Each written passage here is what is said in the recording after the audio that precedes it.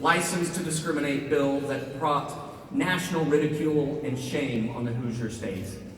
That same year, our next speaker came out himself, becoming the highest ranking out LGBTQ elected official in the state of Indiana.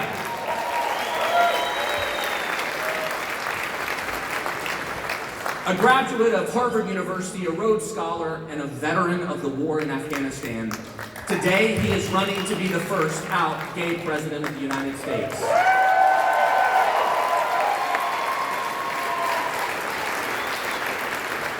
And in this race, he and his husband Chasten are bringing the power of LGBTQ visibility to a whole new level while blazing historic trails along the way.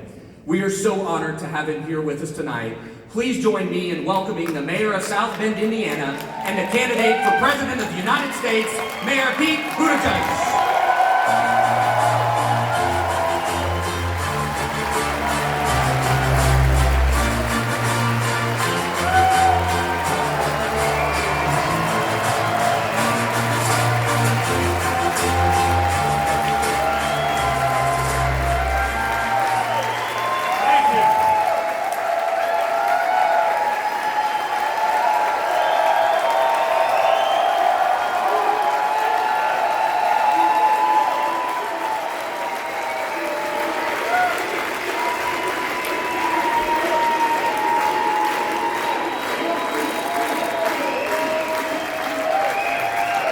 Thank you. Good evening, Human Rights Campaign.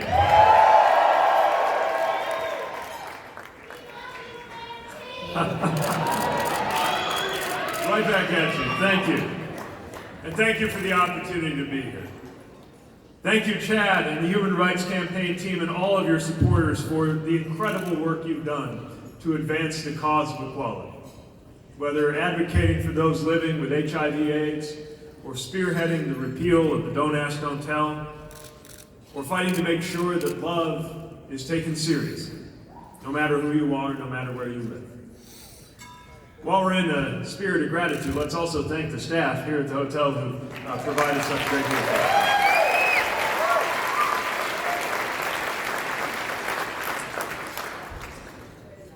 My name is Pete Buttigieg. Better known as Mayor Pete. These days, best known as the husband of Chasten Buttigieg.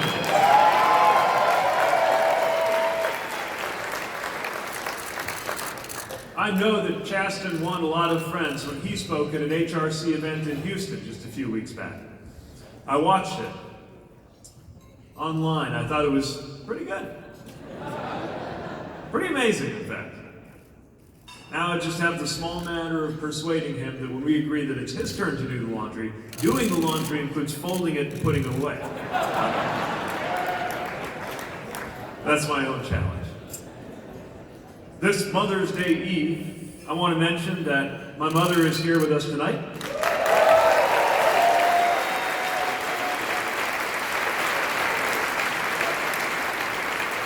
We're going to be spending time with my mom and with Chasten's mom, and we are so fortunate to belong to families that have embraced and supported us. We know that families continue to struggle with acceptance in this country, and that so many people, especially young people, in the LGBTQ family sometimes need a different family, a bigger one. And that yellow equal sign is an emblem of family, an emblem of belonging, that is touching and even saving lives.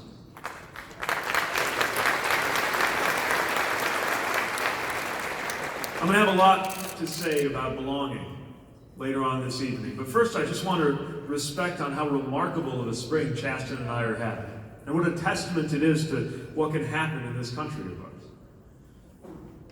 You know, we believe that our message was a winning one, so I'm not surprised that our message is resonating. But I'd be lying if I didn't admit that we're a little bit surprised too at the speed of this trajectory that we're on. Then again, this whole thing is surprising in a way. If you had gone back in time 20 years ago to find me as an awkward teenager at St. Joe High School in South Bend, Indiana, and reported to him what 2019 would look like, he would not have believed it. If you told him that he was going to wake up in Las Vegas one day in May to reports that the President of the United States was apparently trying to get his attention, he would have wondered what you were talking about.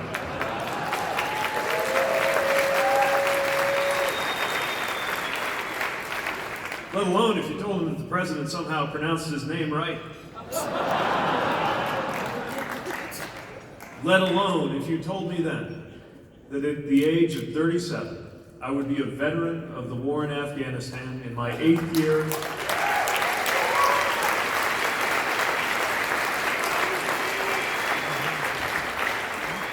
In my 8th year as mayor of my hometown.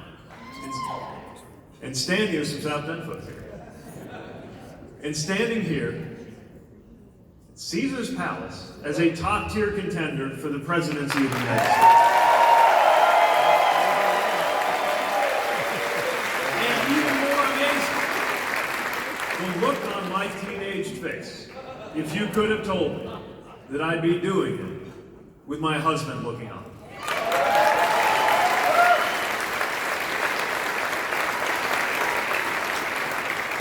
I am so mindful and so thankful that every minute of this marriage we are enjoying a freedom that came to us because of the work of so many others.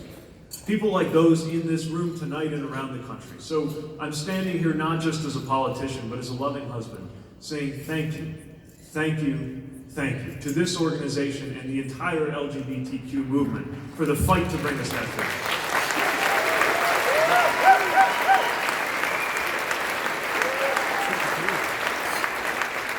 When it comes to coming out, everyone's got their own story. Mine is one of taking a long, long time to come out even to myself. And once I did, and started to tell friends, after being elected mayor of my hometown, it was easy to drag my feet on telling anyone else. After all, I had a demanding job, not a lot of time for a personal life, and the city was a jealous bride. But what happened was I realized I wasn't getting any younger. And by the time I stepped away from the mayor's office on leave to serve in Afghanistan, I was seized with the awareness that I could be killed in action at the age of 33, a grown man and an elected official with no idea what it was like to be in love. Something happens to you when you write a letter and put it in an envelope and write "just in case" on the outside of it. Put it somewhere your family can find it. It forces you to realize that you actually only get one life. You only get to be one person. And then I knew that I had to be who I am. So by the time I came home, I knew what I had to do. Now, inconveniently, all this happened in the middle of an election campaign. It was not obvious what the effect of coming out would be. Mike Pence was the governor of Indiana.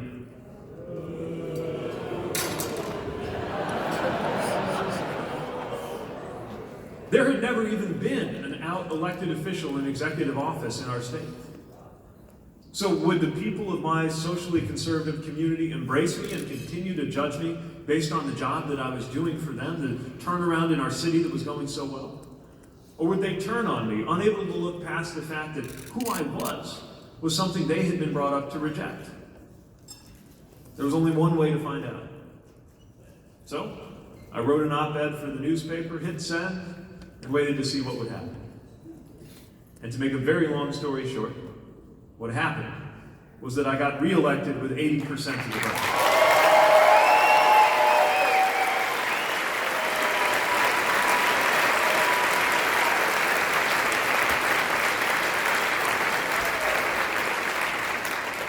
Part of why I launched this unlikely campaign, part of why I'm so optimistic about the future of this country is that even with everything we've been through, I have faith in the possibility of change and growth in this country.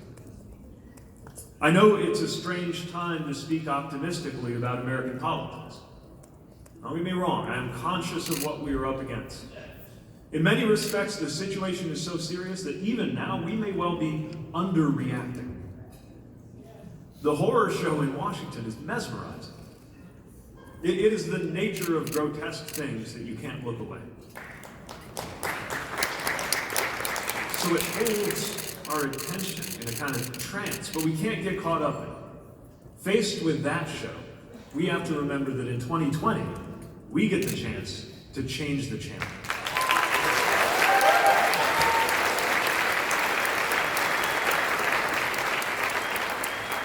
And we're not going to do it by out-insulting Donald Trump.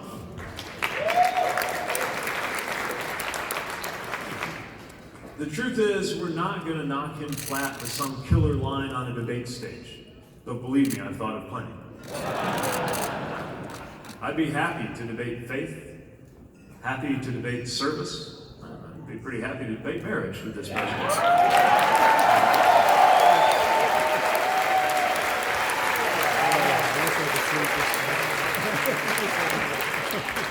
The truth is, we can't let this election be about the president.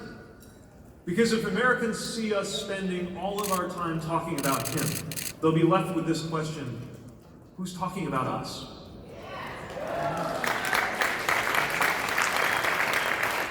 Our greatest armor is truth. And the truth is, there is no honest or constructive politics that revolves around the word again.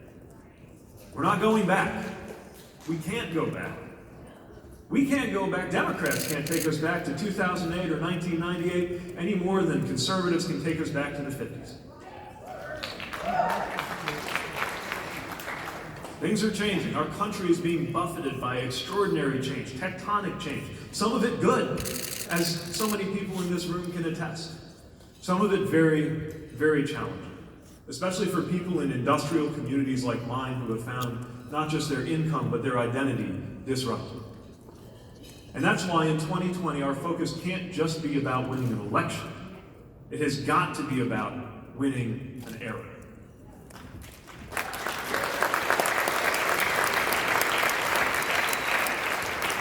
That's why it can't just be about the next 4 years.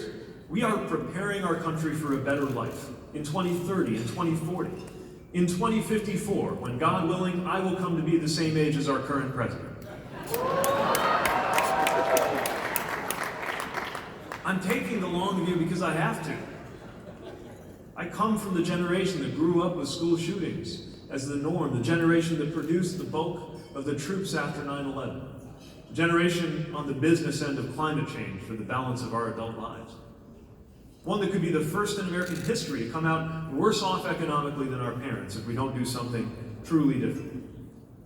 So let's do something truly different.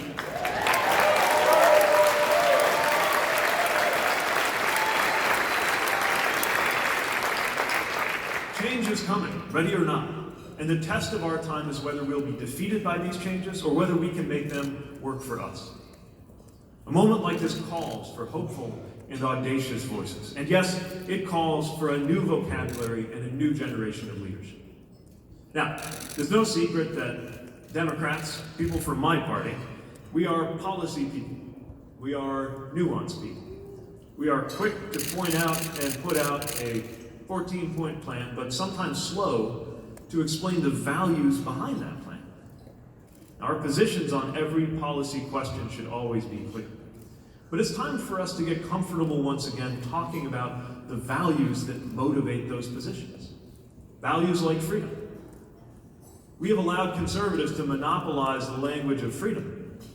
But we know that freedom isn't just about freedom from, it's about freedom to.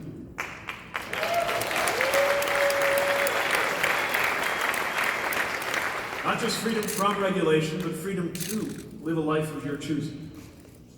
And the reality is, you're not free if, for example, your reproductive health is subject to being dictated by a male boss or a politician.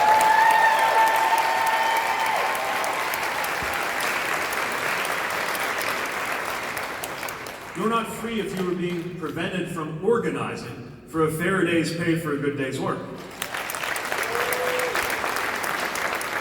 And of course, you are most certainly not free if the county clerk gets to tell you who you ought to marry based on their interpretation of their religion.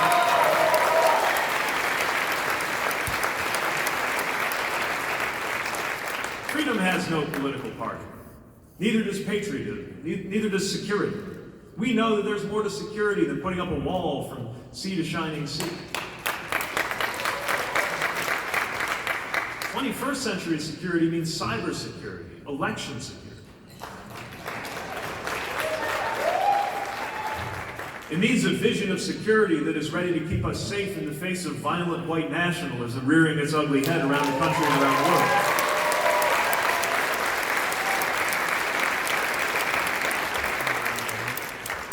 And caring about security requires us to treat climate disruption as the security imperative that it is.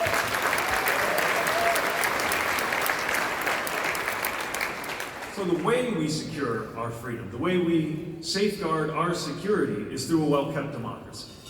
A democracy where districts are drawn fairly, so voters actually get to choose their politicians instead of the other way around. A democracy where when you're choosing the leader of your nation, maybe, just maybe, we total up all the votes and give it to the person who got the most.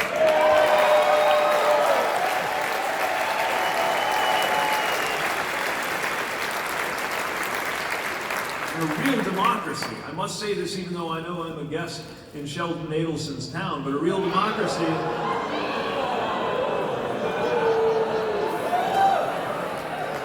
Okay, so I think I got some folks who agree with me on this.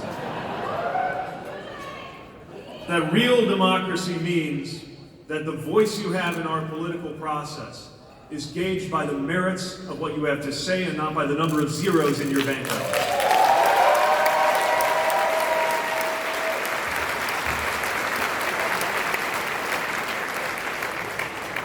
So when we talk about these things, freedom, security, democracy, they're not abstractions. Anyone in my generation, anyone in this room understands that politics isn't theoretical, it is personal. So many of us have a marriage that exists by the grace of a single vote on the U.S. Supreme Court. 9 men and women sat down in a room and took a vote, and they brought me the most important freedom of my life. That's why Washington matters. Not the show. It's not the political ups and downs. It's not the daily drama of who looked good in the committee meeting. It's the way a chain of events starts in one of those big white buildings and reaches into our lives, into our homes, our paychecks, our doctor's offices, our marriages. That's why our country was invented in the first place, and that's what's at stake today. Now, I'd like to comment on one of the buzzwords of our time, so-called identity politics. No one knows quite what to make of it today. When the phrase is used, it's usually to wave away our attention from some of the things that make our lived experiences different and the political implications of those differences. Many of the objections come from the right, which is ironic at this time because the current administration has mastered the practice of the most divisive form of such politics, peak white identity politics, designed to drive apart people with common interests.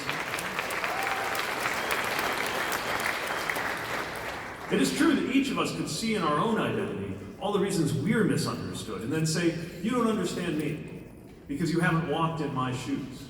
Something that is true as far as it goes, but it doesn't get us very far. Because we could also see in our identity the beginning of a new form of American solidarity. By recognizing that the one thing we do have in common may be the challenge of belonging in a society that sees us for what makes us all different. I'm not talking about pretending that there are equivalencies between the different patterns of exclusion in this country. I may be a part of the LGBTQ community, but being a gay man doesn't even tell me what it's like to be a trans woman of color in that same community.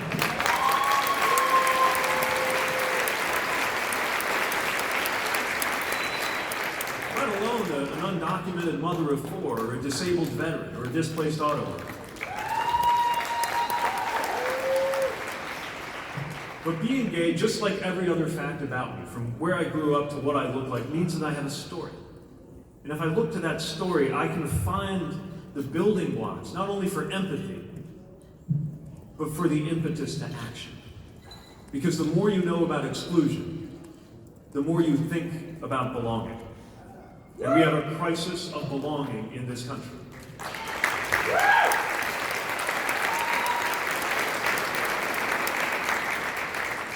When you do not belong, that doesn't just put you in a bad mood, it puts you in a different country. When black women are dying from maternal complications at triple the rate of white women, it means for the purposes of public health, they are living in a different country.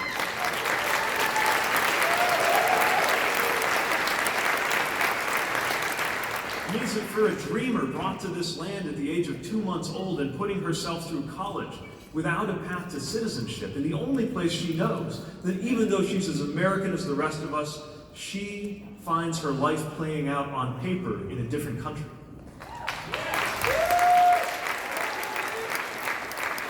Or when a disabled person is discriminated against in employment opportunities, it is as though he is in a different country than the rest of us. And yes, when an auto worker, 12 years into their career, is no longer sure how to provide for their family, they're not part of the country we think of ourselves as all living in together. That's why we can't seem to get on the same page. And these divisive lines of thinking have even entered into the consciousness of my own party. Like when we're told we need to choose between supporting an auto worker and supporting a trans woman of color, without stopping to think about the fact that sometimes the auto worker is a trans woman of color, and she definitely needs all the support that she can get.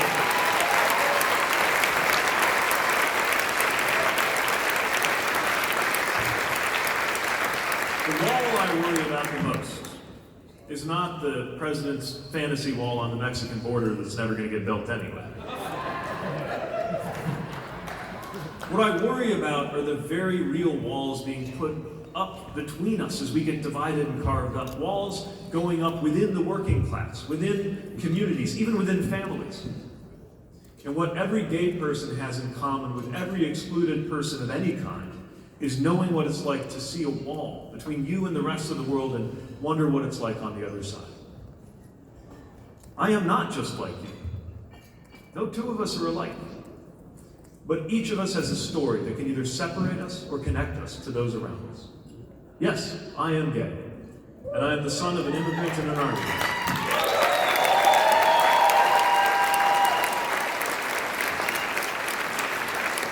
And I am a husband, and I am a musician, and I am an Episcopalian, and I am a Democrat.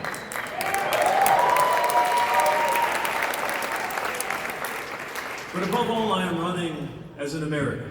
I am here to build bridges and to tear down walls.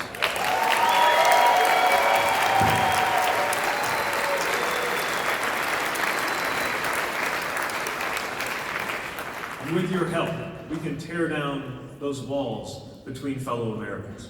Let's tear down the walls that went up to keep black families out of white neighborhoods with consequences for educational and health inequality as well as for income.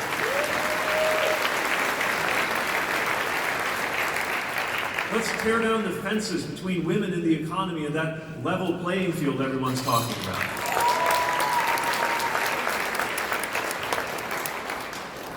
Let's tear down the walls around our democracy, put up by politicians who came to the conclusion that their side will win if fewer people can vote.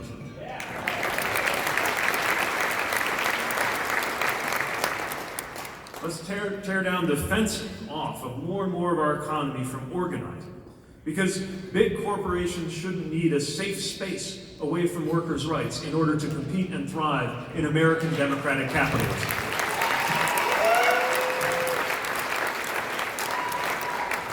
So I'm ready to use my story, my energy, my alliances, and yes, my privilege, to throw myself into tearing down those walls. Because I know what a wall can do. But most of all, because I know how it feels to peer and then look and then see and then climb through a big hole in one of those walls, a hole knocked out by the activism of the kinds of people who are in this room.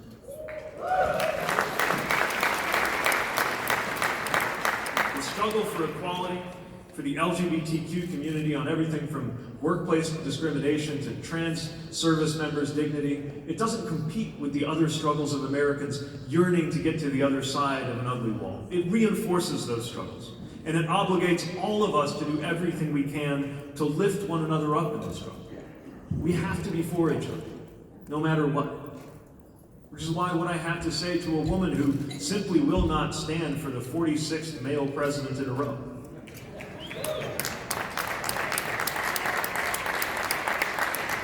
Or a voter of color who is getting tired of politicians, Republican and Democratic, making promises they can't keep to their community and has decided their trust will be harder than ever to win this time around. that as much as I hope you will decide to be for me, if you don't, I am still absolutely committed to being for you.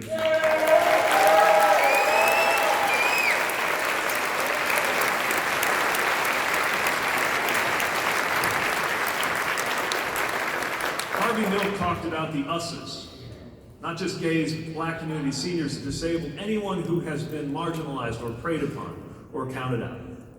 And the only way we'll move forward is if all of us us's rise together to meet this moment.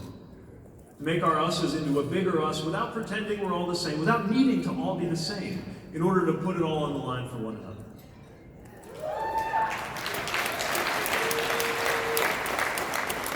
That's how we got this far, standing on the shoulders of giants.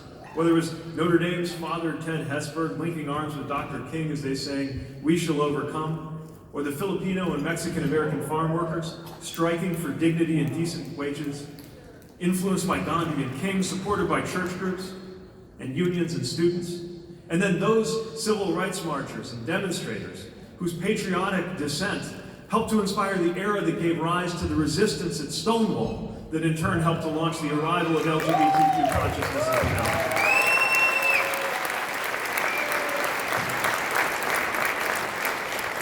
So yes, we're going to ask you to fight until states like my home state of Indiana finally put a hate crime law on the books. Even if you're one of the handful of Americans who has somehow not yet been targeted for hate or ridicule in this administration. Just like people who look like me are going to fight for a fairer criminal justice system, even if no one in our immediate family has experienced the racial inequity in that broken system.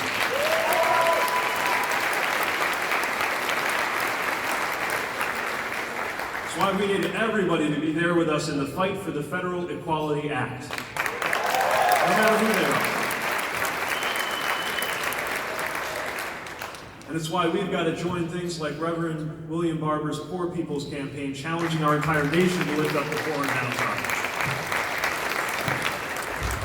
We fight for the transgender troops willing to put their lives on the line for this country for the same reason we fight for the Central American asylum seeker looking for a better life.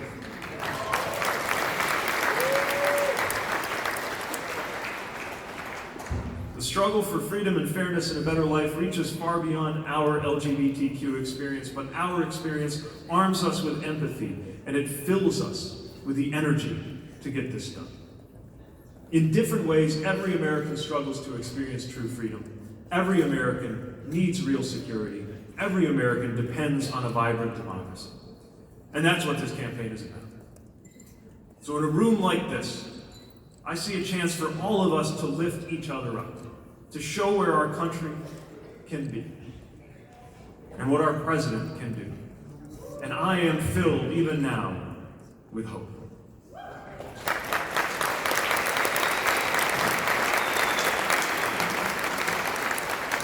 Running for office is an act of hope. So is volunteering, or donating, or even just voting for somebody running for office. And we have great grounds for hope, even in my short lifetime. 10 years ago, the first day I set foot on a Navy base, I could not have served openly in uniform. 5 years ago, in my home state, my marriage could not have existed. And last week, if you happened to pass by a newsstand, you could have picked up a copy of Time magazine with the headline, "First Family," and a man and his husband sitting side by side.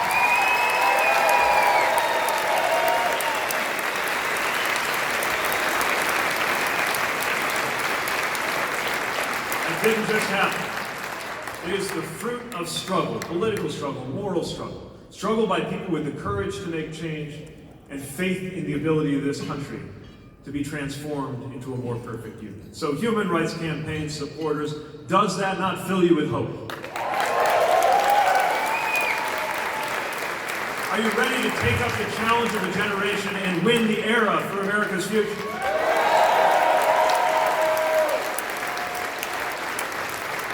Are you ready to stand hand in hand with people just like you and people not at all like you to make this country a better place?